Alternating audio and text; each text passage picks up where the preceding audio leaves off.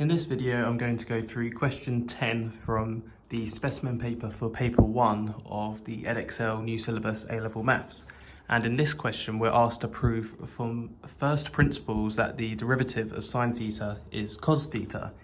So this is a new topic which has been added into the syllabus for A-Level Maths, proving stuff from first principles. So I think a lot of people could find it quite daunting, but if you remember the definitions, then we can apply those and it becomes quite straightforward. So let's just first of all remember, what is the definition?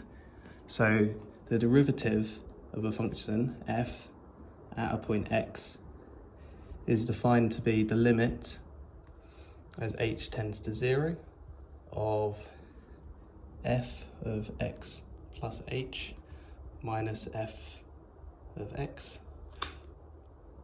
all over h. So this is what we want to prove. We want to show that when f of x, or f of theta in this case, is sine theta, we want to show that f dash of theta is cos theta. So what can we do? All we can do is plug in our function and then start to rearrange and see what happens.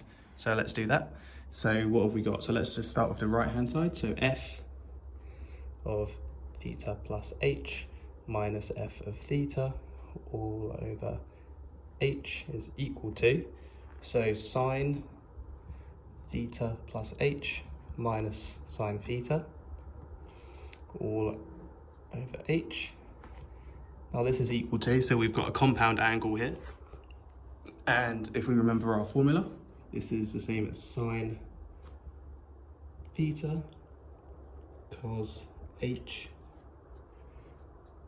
plus cos theta sine h minus sine theta, and this is all over h. So that's just plugging in what we know into the formulas. And what can we do next? Well, we can try to factorize it. So this is the same as, what factors have we got? We've got a sine theta we could bring out the front. So sine theta times cos of h minus 1 plus cos theta sine h, still there, all over h. Now we can split this fraction up into some separate fractions.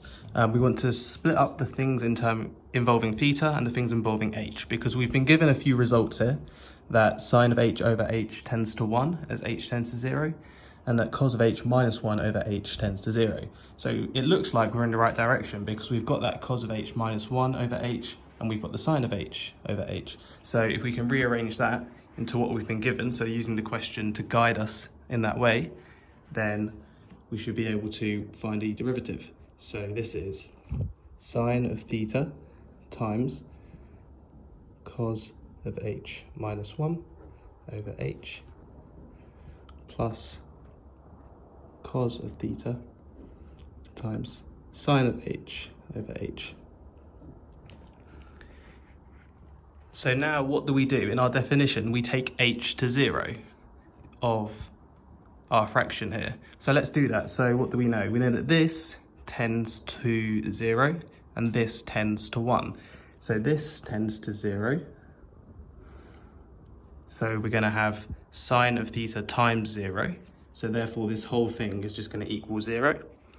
And this tends to 1. So we're going to have this tends to 1. This is sine theta times 0 plus this is just cos theta times 1. So this bit is just 0 and this bit is cos theta. And that's what we wanted. So we've taken the definition of our fraction here, we've taken the limit as h tends to 0 of this, and we've ended up with cos theta.